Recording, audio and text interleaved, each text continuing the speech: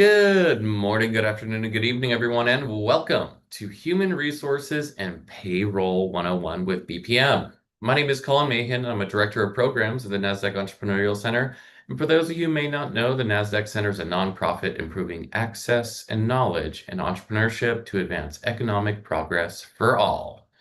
As you're going to see in the chat in just a moment, the Nasdaq Center provides programs, resources, and exceptional mentorship to help entrepreneurs fuel prosperity no matter where their journey begins. Be sure to check out those links and resources shared in the chat.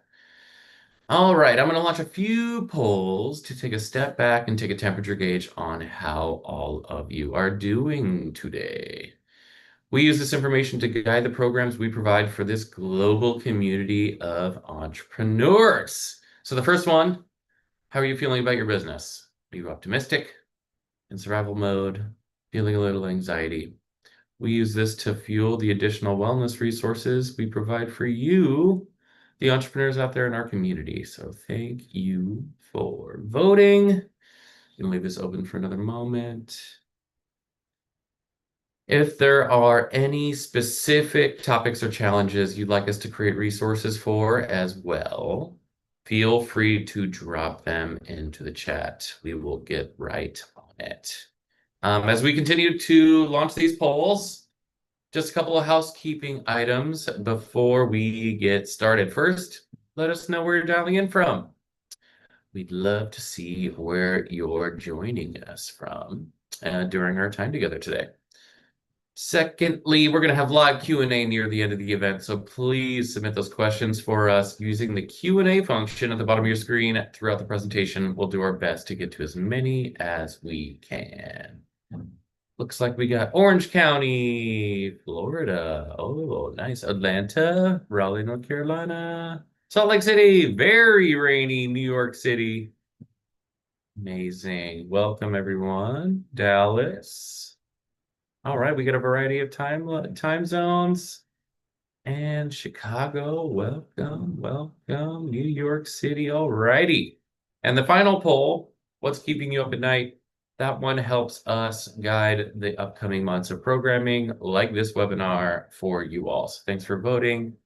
And it looks like Scale's in the lead, which is a great outcome because that's what we're going to be talking about today. And while you're finishing answering, I'd like to take a moment to recognize the incredible support of our corporate partners.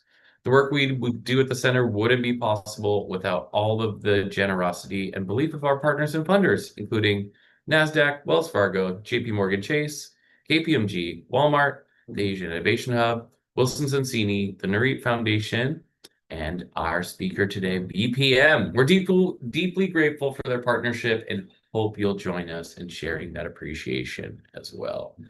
So without any further delay, please join me in giving a warm welcome in the chat to our special guest. Stacy Litteral is a partner at BPM and our resident expert on all things HR and payroll.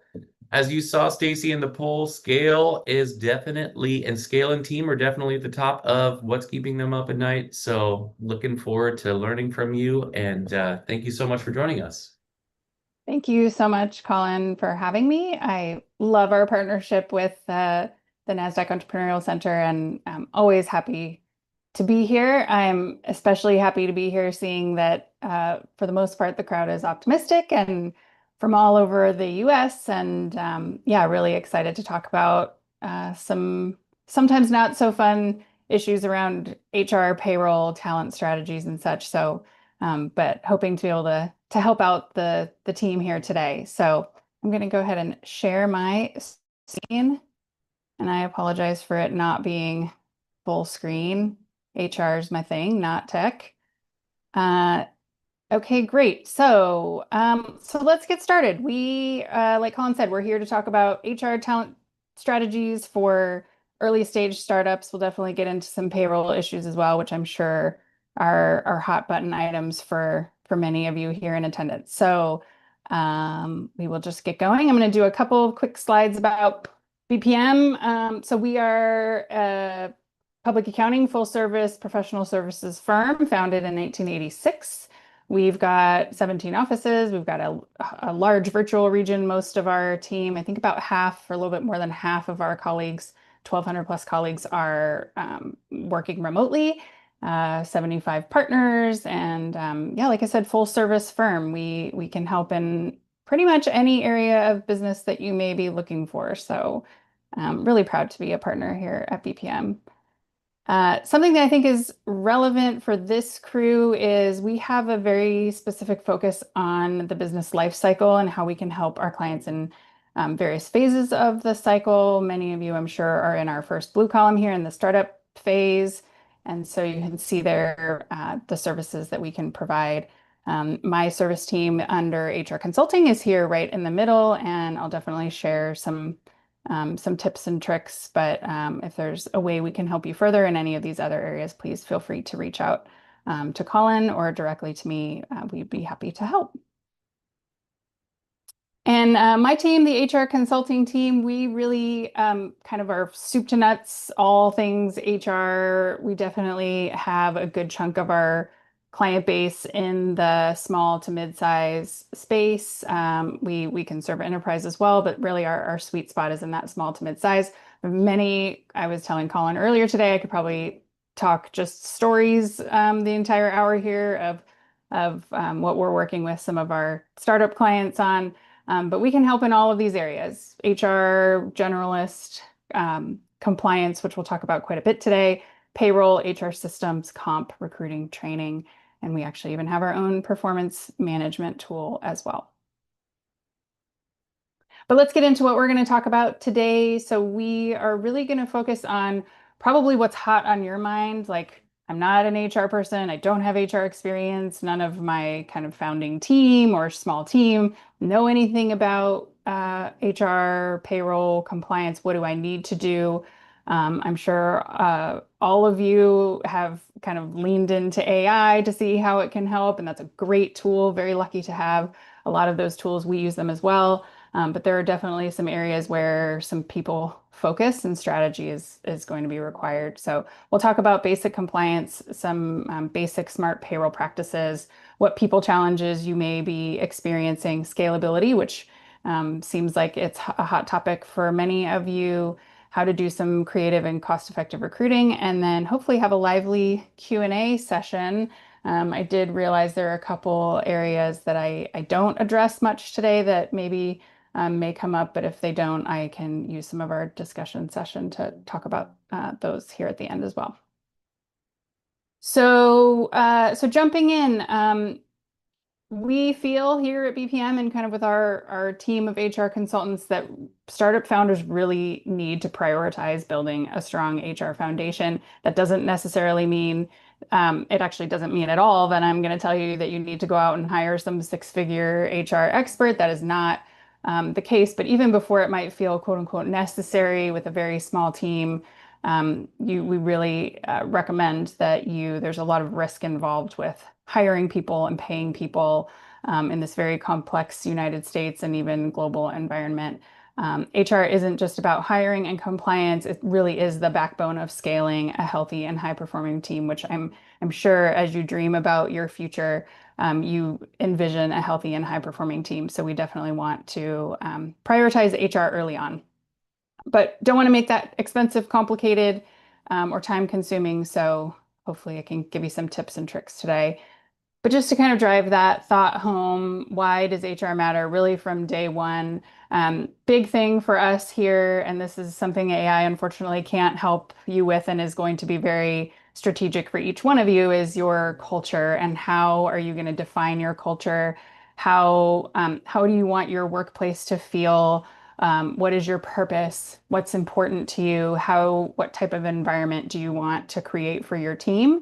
And what do you expect out of that team?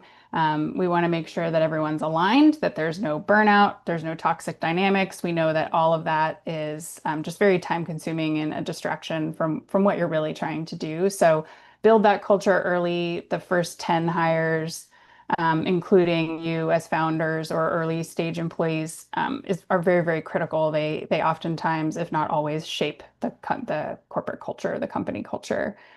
The second, compliance, unfortunately, isn't optional.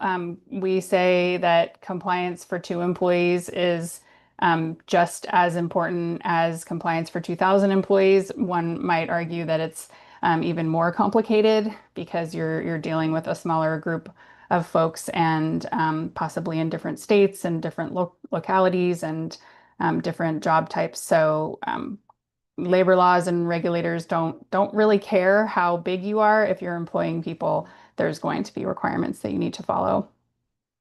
And then lastly, retention definitely beats recruitment. So if you're hiring really early on, employee two, three, four, the cost of turnover I looked up this morning statistically is anywhere between 36 and $100,000 just to have one employee turnover.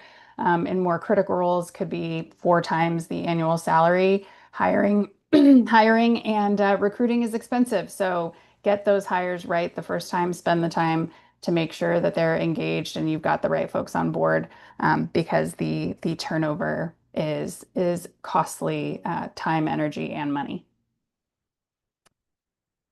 So common pitfalls, I won't drive home beat the dead horse any further, but the waiting too long to formalize HR, it oftentimes, and rightfully so, justifiably understand why founders are focusing on so many other things, right? You're focusing on funding and you're focusing on your product and your service and just really kind of your day to day. But there are definitely a lot of folks who wait too long to formalize, and it just is something that oftentimes backfires and causes a lot of strife later on that we would like for you to avoid.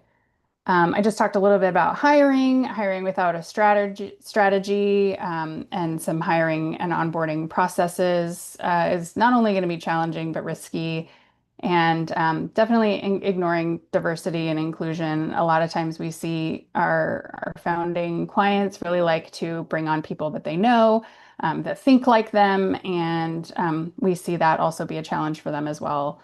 The more diverse and inclusive of a space that you are, generally, the more successful you are down the road. So we can talk about that a little bit in the recruiting piece as well. So some of our foundational moves that we would talk to clients about is and all of these things can be, week-long retreats where you do a bunch of whiteboarding and all this, but they also can be, over lunch on a paper napkin. They don't need to be really very complex conversations or planning retreats, but just have these ideas in your mind, and be able to communicate these to your first few employees and investors.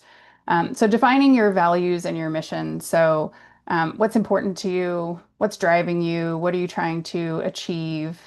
Um, get those down in some form of document that you can refer to and ideally share with your team, your investors. Really kind of it's that starts with why are you doing what you're doing statement.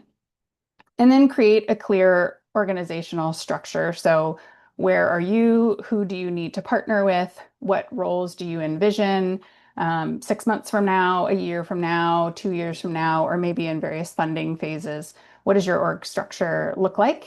And just put that down into paper so that you some clarity, and you can share that with the team as you see fit. And then your basic systems, not necessarily technology systems, that's definitely something we're going to talk about, but processes and kind of workflow systems for payroll and benefits and time tracking, performance reviews. You do not need a full HR team, probably not even an HR employee. Up until a certain point, you just need to have systems and processes in place and somebody to own those processes. And building a feedback culture. So open communication, regular check-ins, performance conversations, accountability. We definitely want to make sure that there's some form of that in place. It could be something as casual as, some creative calendaring, could be something as formal as a system, but just have there be some way for there to be regular open communication between you and your team. And then plan for scale. So there are definitely clear in our mind as consultants in this space when it makes sense to bring on a system, to bring on an employee, to make additional investment in the HR function. And so be ready and plan for that so that you're not caught off guard trying to figure out what you need to do when certain milestones happen for you. So now kind of getting into what we call like just our HR 101. So basic compliance regulations that you need to consider when you're employing people. We'll also talk about payroll and people challenges, how to develop a scalable HR function, and then some recruiting pieces as well. So first things first, chances are you're going to hire someone first. And so you're going to want to create or at least have an idea of what a compliant hiring process looks like. AI can help you with this quite a bit. There are also systems that can automate this entire process for you that we highly recommend that are very easy to implement and very inexpensive. So we will definitely talk about that hiring process, setting up payroll correctly, which I wish was as simple as it sounds. There is definitely some complexities to that. Define your key policies. These can be and should be in line with your values and your mission. So what policies are really important to you that are specific to your business, and then pay attention to those values and your overall workplace culture and kind of the communication around that. So those would be like the top three checklist items that we would kick off and recommend to our startup friends. So the most I kind of tried to focus on the sadly most litigated or most kind of highly gone wrong areas of hiring and labor laws. So many of you have probably heard of the Equal Employment Opportunity regulations, so the EEO. Those are definitely probably the most litigated in the HR space. So that's making sure that you're not discriminating on race, gender, age, religion. I mean, that can come out in many ways, right? Like that can come out in hiring, that can come out in performance management, that can come out in payroll, that can come out in compensation. So making sure that you have kind of checks and balances that ensure compliance and kind of equality around those laws. And so even just a brief understanding of what those laws are and how to avoid falling into that would be something we would recommend. Interview practices, this is a fun one. We do some kind of, what do you call it? Role-playing practices with our clients. There are definitely some illegal questions that you should not ask around age or do you plan on having children anytime soon or anything like those kinds of questions that you should not be asking, and things that, a lot of times candidates will bring up on their own, but we want to help guide you into making sure that you're not asking any illegal questions. So be careful for that. And if you are doing background checks, there are some Fair Credit Reporting Act guidelines around what information you can receive without a signature from the candidate, what you can see, and then what you do with that information and how you use that information to make decisions. So definitely want to pay attention to that on the hiring side.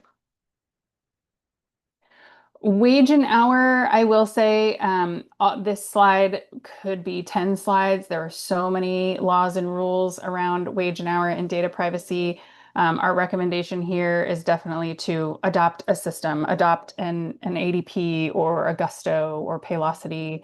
We have a system that we prefer, that we recommend to clients called iSolved, that we help implement. But regardless, a system that will calculate all of these rules and make sure that you're compliant without you having to worry about it. So it will understand and know what the overtime rules are. It will make sure that that's tracked. And so you definitely want to know about minimum wage and overtime, but having a payroll system to help track this for you and make sure that you're deducting the proper payroll taxes and filing the taxes correctly and on time. There are systems that will do that for you that, like I said, are very inexpensive.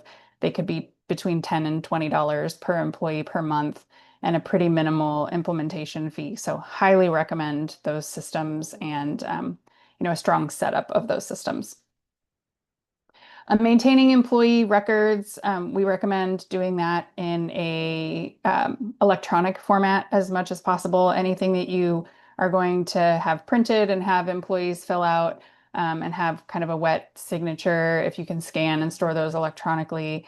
If you are maintaining any kind of records in paper format, that those are stored in a safe and locked space and only accessible to people who need to see it. Performance records, those sorts of things. There are a lot of rules about as employers that we're responsible to make sure that our employees' data is protected. So when you do get through kind of the initial system space and you are looking at hiring, determining, we have a lot of startup clients who come to us saying that they're paying everyone as contractors to start. A lot of times that is okay, acceptable, but there are clear times in which the individual really should come on as an employee, especially in states like California that have very strict contractor requirements. We want to make sure that that is something that we talk through and you think through.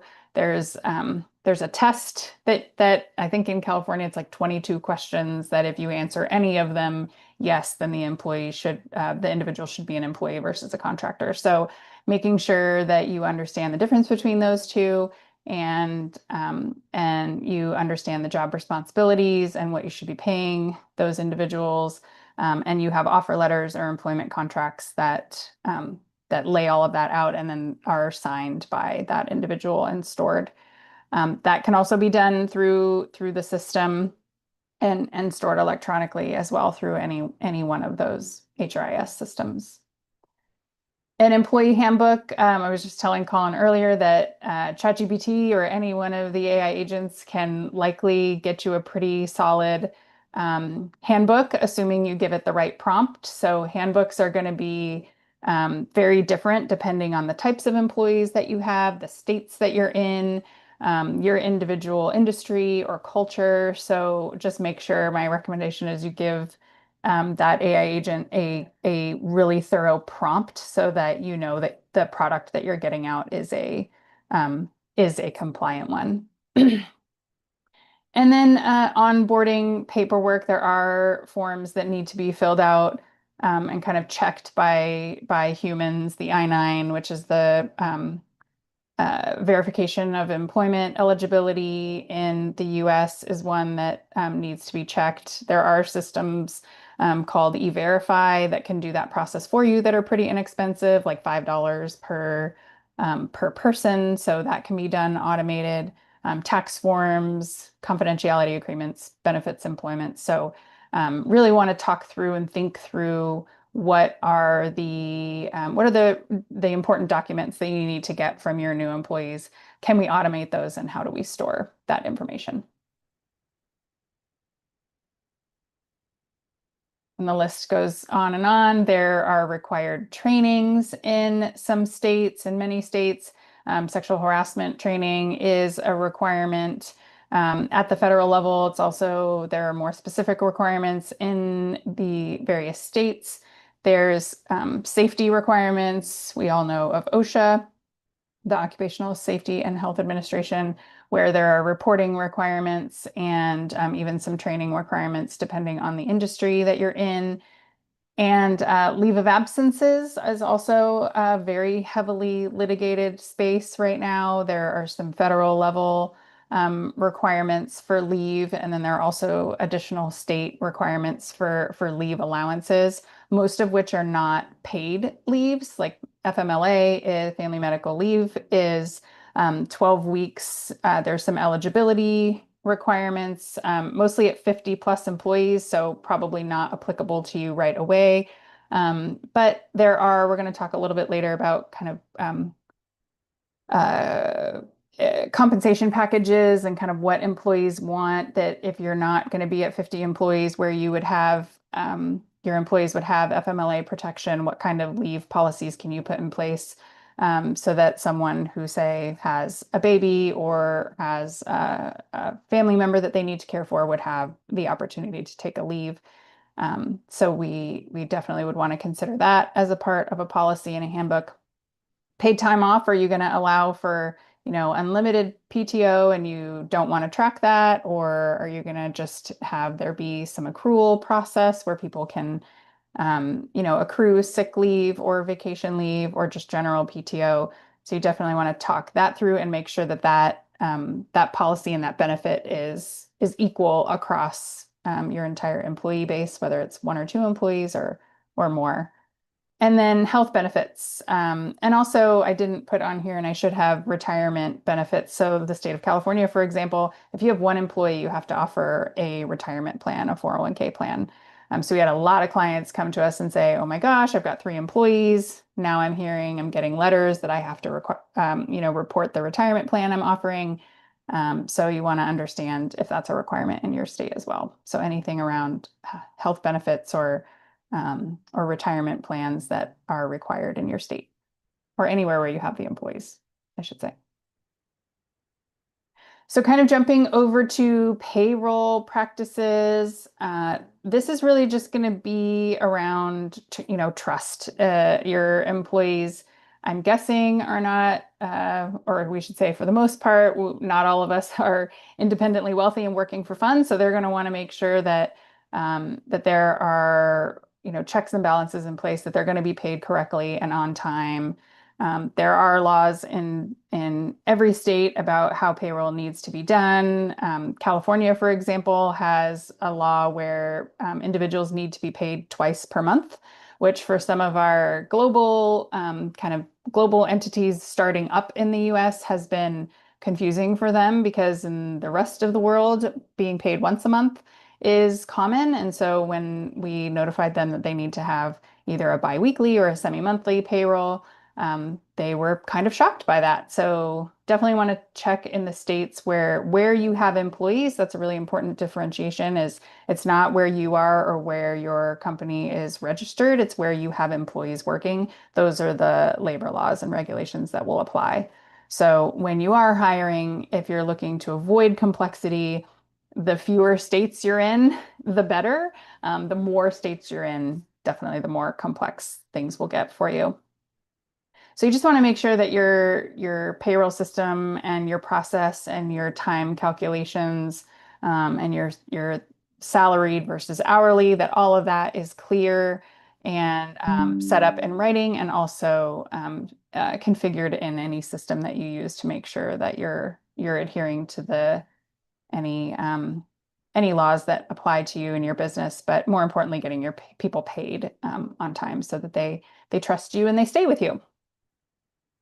So some common risks that we see, I already talked about misclassification, having people classified as contractors when they should be employees, missing tax deadlines. There are quarterly filing requirements. In some states, there are various, even monthly reporting requirements. And I'm never shocked by the vendors that will say, "Oh, it's your responsibility to know those compliance, and the system isn't configured to update itself." So even if you do have a system, there are some checks and balances we want to do to make sure that the calculations are correct. And so using outdated tools, I definitely would not pick like a mom and pop payroll company maybe that's local or try to do it yourself through QuickBooks, using a larger, more kind of widespread tool like the Paylocities and Gustos and iSolves of the world is a better way to go to ensure that you're doing what you're supposed to be doing. If there are any questions, I would say just seek advice, whether you have an employment attorney or a small engagement with a team like ours. Seek advice, use a payroll service, use a payroll processing service or a payroll vendor that can help you with that. They're not as expensive as you may think, and it's definitely worth it to not have to worry about that. When you do choose a tool, there are a lot of options, and the sales cycle that you will find yourself in is a little bit messy. So if you are looking for a tool, be really clear about what you need, about your use case and your employee types and your budget and your service requirements. Select a tool that can grow with you. And probably the most important advice I can give is spend time on the setup, because once you set it up, whether you have one employee, two employees, or 50 or 100 employees, the setup is going to be similar. Once you have it set up um, for your workplace, your environment, it's very easy to scale from there. So do that as soon as you can, and then automate. Lean into the features of the system and automate your entire onboarding process. And you can envision you send a link to your new hire where they can sign their offer letter, and then it prompts them to go through the new hire process where they fill out their tax forms and they update their address and they select their benefits. And all of that happens in an automated way that you don't need to worry about. That will take a lot of of time and kind of worry off of your shoulders or any one of your other early stage employees that have much more important work to do. All right, so the top people challenges, this is kind of what we've seen. I love the term culture drift. It really is as you grow and you're focused on a very important, very specific things, right? Growing your business, your funding, like I said, your products, your services, your processes, your physical location growth, whether it's just domestically or even globally.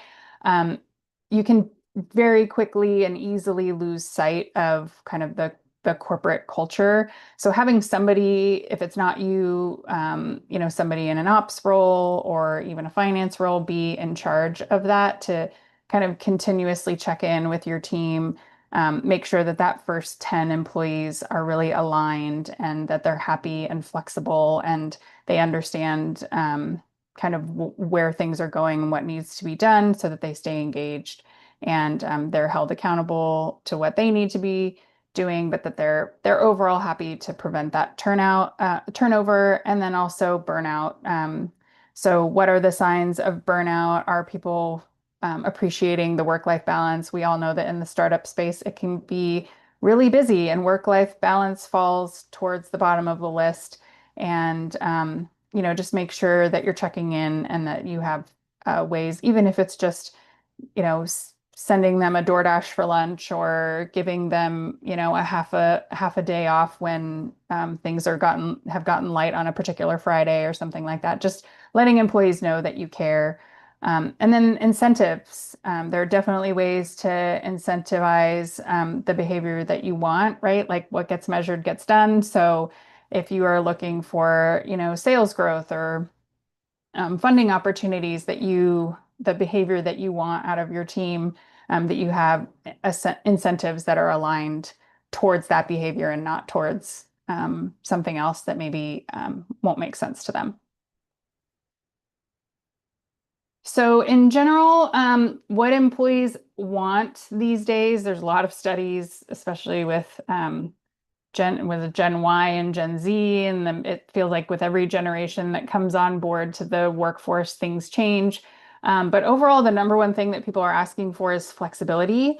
And so when I, as a business owner, think of flexibility, I think, okay, well, I can give you flexibility, but how are you going to be accountable to your roles and responsibilities? So if you want to offer flexibility, you're also going to have some accountability measures in place. So a performance tracking tool, goal setting, really open and clear communication about what accountability means to you so that you don't get to the point where there's either resentment or poor performance that isn't being addressed. Employees also want well-being activities. They want wellness programs. They want, the ability to travel and great benefits and all of that. So you need to consider if you want to offer great well-being programs, what are the benefits going to cost? And are there ways that I can be creative in my compensation packages with a gym membership or maybe a larger PTO balance, accrual availability to give those employees the kind of the time for the well-being benefits that they're looking for. Employees nowadays want career growth, and that can oftentimes come with conversations that maybe aren't grounded in reality. You probably don't have any idea or much of an idea. You've got dreams of where you want your business to go, but where realistically can these individuals grow? So, kind of career pathing and going back to that org chart that you put on that napkin a few months ago, where do you see individuals being able to have be a part of an upskilling program or an on-the-job training program that will allow them to grow and come from a place where there's reality? Because by offering things that may never come to be or opportunities that are not don't have some percentage of certainty, that could definitely backfire later on. We talked about purpose and being aligned with that purpose. So, why are individuals wanting to come on board? The startup space is definitely a different kind of beast. And so, that alignment to your purpose. So, you again, that goes back to the mission, the values, kind of the culture that you're creating. Are you aligning individuals with that purpose and not just their individual purpose, but are they aligned with your purpose? And then they also want modern tools, right? Like they want to be able to onboard electronically. They want to be able to communicate with their managers electronically and quickly and easily. So are they project management tools? Are they, communication tools like Slack or Teams? Are they, shared file storage and that sort of thing? So what kind of tech tools are you investing in that will help make their day-to-day simpler? So as you think of what you want to offer your team as you scale, you'll have some decisions to make about where you want to spend your time and how you can safely and surely offer them those that specific work environment. All right, so we will move through a scalable HR function. Really, the past 10 or so slides that I've talked about, that's really just about setup. A lot of it can be done through some research and AI. A lot of it can be done through a smart system selection. Definitely agree with the simplicity focus.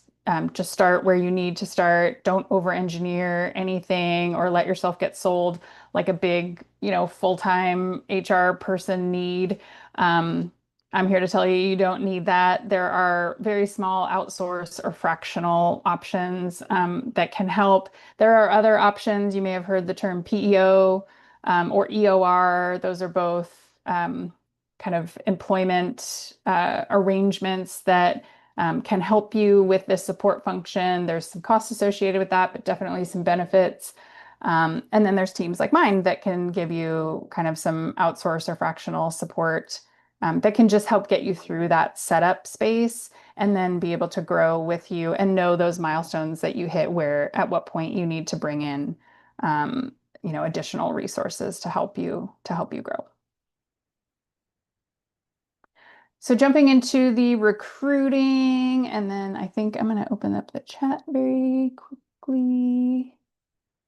It doesn't look like there's any questions. Sorry, multitasking is also not my strongest suit, but I think we're okay. I think there's just an opportunity for anybody to put questions in the chat. I'd be happy to answer here in a couple of minutes.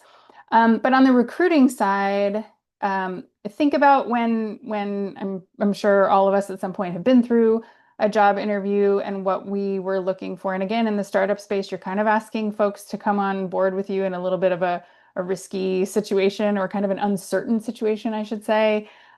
So knowing your mission, being able to kind of talk about your brand, highlight that company culture, is going to be really, really important. So I would recommend kind of getting that down onto a one pager or like an elevator speech if you can. And then sourcing, where do you get talent from? Definitely referral networks, people that people that kind of 2 or 3 degrees of separation. There are definitely some niche job boards, social media, networking events. There are all kinds of ways, but you don't have to hire recruiters or pay for really expensive job boards. There are definitely ways to do that, mainly through kind of networking with your referral network. And then in order to close the candidates you're looking for, sell your vision, know kind of among those things I talked about earlier, what do employees these days want? What are you willing to be able to commit to?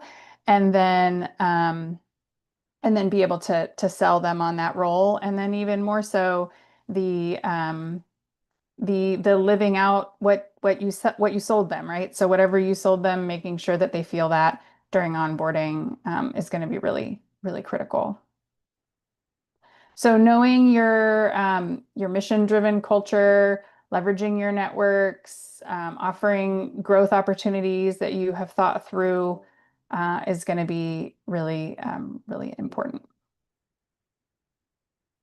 And your networks. So there are definitely Entrepreneurial Center is a great network. There are many networks out there that you can join and lean into your own personal connections to find trusted talent.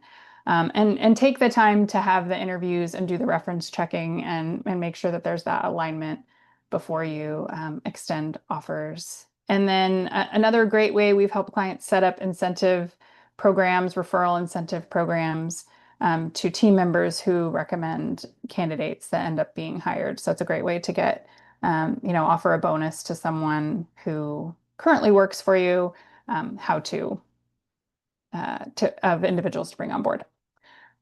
Thinking out of the box, this is something we definitely do some interview training around this, where a lot of times it's very tempting to just look at people's resumes and hire for their credentials.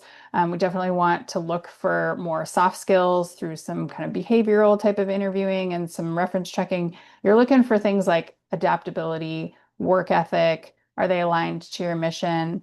I always say that I will any day hire for the attitude and kind of the mission-minded folks ahead of credentials or skills that can be taught any day. Those have always been my best hires and my best theories. Okay, so with that, Q&A, happy to answer. See if I have anything else here. I've got like you can follow us on social media. I see a lot of happy to connect. So yeah, I would love to answer any questions. I also offered to call in and I'll offer to you all. I've got a lot of resources if there's a specific area, whether it's interviewing or system recommendations or anything that I can do to help you and you would like to reach out to me directly. I will make sure that I guess I can just put my email address in the chat. I'm also on LinkedIn, so feel free to find me there. But now I'd be happy to answer any questions that anyone may have. Stacy, first of all, thank you. I know there's so much that goes into all of this, and it was a great overview. If you want to stop sharing your screen so our attendees can see your smiling face for this There we Q&A go. period. Also, if you dropped a question into the chat, please just direct them into the Q&A box so I don't lose any of them. But we got some great Oh, questions. okay. Ella Wright, let's see, starting off. Um, there's one here. A lot of us who are newer business owners use contractors but don't have full-time employees. Can you speak to the most important things we need to consider when hiring contractors? Yeah, that's a good question. So I would say probably the most important trait of a contractor versus employee is kind of autonomy of their schedule and their responsibilities, right? So you can't tell them the times of day to work. You can't say, I need you 8 to 5, Monday through Friday. You can definitely give them deliverable deadlines and, scope of the project or work that they're doing, but you can't drive their schedule or anything like that you normally would have rights over as for an employee. I would say that's the most important thing. If you and it's generally not a full-time status. So it could be full-time for a short period of time for a project, but it generally isn't for a longer period, extended period of time. And they could have other jobs. They could be doing other work for other folks. You can't tell them that they can't work for other folks as a contractor. So I would say those are probably the biggest ones. But like I said, there's sometimes up to 22 points that you can consider. But those would be the biggest. Awesome. And we got a question here to double click into that. Um, any additional layers if there's like offshore workers, like virtual assistants? Um, yeah, meaning like offshore contractors. Yeah. Is that right? Yeah. We have a lot of clients that are leaning into offshore contractors. We do have some partnership vendors that can help manage and pay contractors overseas because that gets to be a little bit dicey. But it is possible to do it on your own. But we would typically recommend leaning into that's where those EOR, which is an employer of record vendor or a global PEO option. Um, if you're going to be doing that kind of long term, often for many folks, we would recommend that, but it can definitely be managed one-on-one as well. But this generally the same rules apply. Yep. Awesome. Rolling right along and keep dropping them into the Q&A box. We've got some time to cover. Any advice around interns? And I know this is a state by state thing, but any advice around interns and that? Yeah, yeah. I mean, my recommendation to clients is to always at least pay interns minimum wage just to get yourself out of kind of any of the your basic wage and hour. Generally, unpaid interns, you're right, there's definitely a state by state variance there. Our advice is always to treat them as much like employees as you can to protect yourself and not have to worry about that. But if you have any specific, work or projects in mind or time frames in mind, that will definitely impact the rules around it as well. So it's a little bit more of a it depends Yeah, conversation I'd be happy to have with anyone. Yeah. yeah. Awesome. We got a question here. What HR practices do you see making the biggest difference in retaining great people when you can't yet offer corporate level salaries or benefits?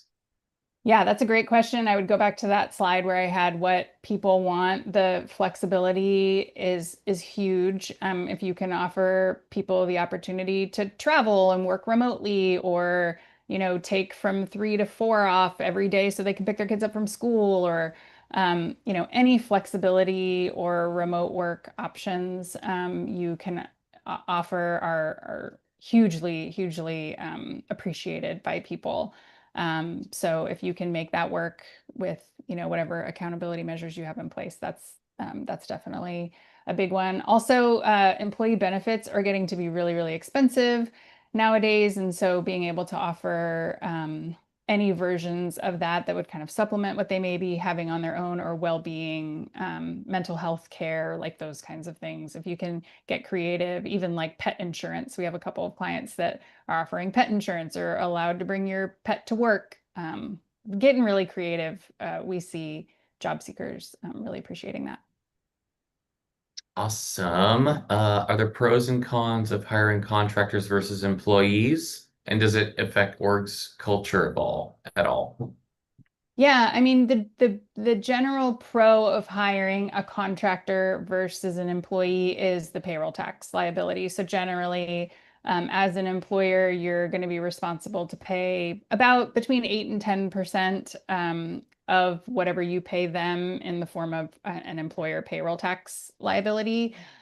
So a contractor, you don't have to pay that. The individual is responsible to take care of their own taxes. You also don't need to offer whatever benefits packages you offer employees. You wouldn't really be subject to many of the, if not all, most, I'll say most of the labor laws and regulations. You don't have to worry about overtime and wage and hour and kind of all sexual harassment training and just all the things that you have to do for employees. So there are definitely benefits to having contractors over employees. With that, if you misclassify contractors and they really should be employees, the fees and the penalties associated with that are pretty significant. So you'll want to make sure that if you really prefer contractors, that you talk through with an attorney or someone like from my team that can say, if you want to hire these individuals as contractors, here's how you need to do that. How do you know when it's time to bring in a dedicated HR or people ops leader? Yeah, I think I get that question a lot, and I think it's kind of an individual gauge of how much time are you spending, or are individuals across your team spending on people functions, right? Do you have really fast growth that you're trying to manage? Do you have significant people issues that you're dealing with? Some challenging recruiting or uh, a lot of leave requests, or if you just find yourself spending a lot of time on these issues, that would be the time I would say to bring someone in. But what I would say before you do that is to reach out to a fractional or an outsource operation and see if you can do it that way first, because it's definitely a more cost-effective option. It's kind of like hiring a contractor to just say, hey, check this out for me, assess whether or not I need someone. And then if so, you can take that step first. But I would recommend trying to outsource or get a fractional solution first. Um, Another interesting one here. How often should payroll be run, biweekly versus monthly, and why? It depends on what state you're in. Our favorite payroll cadence is bi-weekly, so that's every 2 weeks. The main reason why is because if you have a mix of salary and hourly employees, your hourly employees can keep their time, and they're getting paid essentially 10, if you're working Monday through Friday, 10 work days every payroll. So their kind of fluctuation in pay will not happen because every payroll they're getting paid 10 days, right? If you have salaried folks, that stays the same every time. If you're doing semi-monthly, you then have 24 paychecks versus 26. And you have some, especially with any hourly workforce, you have some pay periods that might be 8 days, 9 days, 10 days, 11 days, 12 days. So you just you kind of put cash flow as a concern on your employees. The day in which you're processing payroll shifts. You deal with holidays that come up. So it just gets to be a little bit more complex. Our favorite is biweekly, but you can do pretty much anytime you'd like, as long as you're following those state laws around the number of times they need to be paid in a month, which is generally Yeah. two. Yeah. And I would imagine biweekly doesn't hurt the purse as much at Yes, from once. a cash flow standpoint as well. And from salaried folks, I remember the first time I went from a salaried semi-monthly to a biweekly, you kind of learn to budget on your twice a month payroll, but there are 2 months out of the year on a biweekly where you're going to get three paychecks. And so you were able to kind of and we've coached some clients and employees on encourage people to put that in their 401(k) or treat themselves to a nice vacation or something, because you don't really count on those third paychecks if you have a heavily hourly workforce. Those are kind of some good strategies. Amazing. Well, Stacy, we've got one more question, and then I want to get a key takeaway from you, but one Okay. last one. So, if everyone takes everything into account that you have taught us today, and they start to scale, how do they maintain company culture as they grow they grow their employee base? Yeah, I would say, and this will probably kind of lead into my key takeaway, is to just keep it top of mind, right? Like as a founder and kind of early stage employees, what you're really trying to do is get your business up off the ground. Just don't ever underestimate the importance of that culture. It's very easy to forget to spend time talking to the team and doing employee surveys, or spending time together and having recognition events and celebratory events, just to keep a pulse on what's going on. Don't ever underestimate that and prioritize that time, because it's oftentimes the easiest thing to let go. But if you proactively pay attention to that, I think you're going to be okay. And then you won't deal with the back end, turnover and retention problems that might make things difficult for you. Amazing. Great advice. And then, so bleeding into your key takeaway, what's a golden piece of advice if somebody were to dial into the last 3 minutes of this webinar that you want to have everyone take away today? Yeah, I would definitely say don't go it alone. You have a lot going on, and get yourself a really great partner, a second person, a third person that you kind of can equally agree who's responsible for your people function and can keep that top of mind. Not only from like kind of the boring compliance standpoint, but from just an overall, let's maintain the culture, let's make sure people are having fun. Let's make sure that people want to stay and work hard for us. So keep it not necessarily meaning you need a full dedicated HR person. There are partners out there, software and consultants like us who can help. Awesome. Well, Stacy, what a delight. So many good things that we've learned today. Really appreciate you joining us, sharing your expertise, and of course, for taking the time. Thank you so much for the opportunity. I always love it, Colin. You guys are wonderful. Amazing. Well, for those still on, thank you so much for joining us today. We're going to be following up with resources, access to Stacy's email, her LinkedIn, and feel free to reach out to her if you have any follow-up questions. We've got a lot of webinars on the horizon, and we hope you can join those. But on behalf of everyone on our team, thank you again, Stacy, and thank you for joining us. We look forward to welcoming you all back online soon.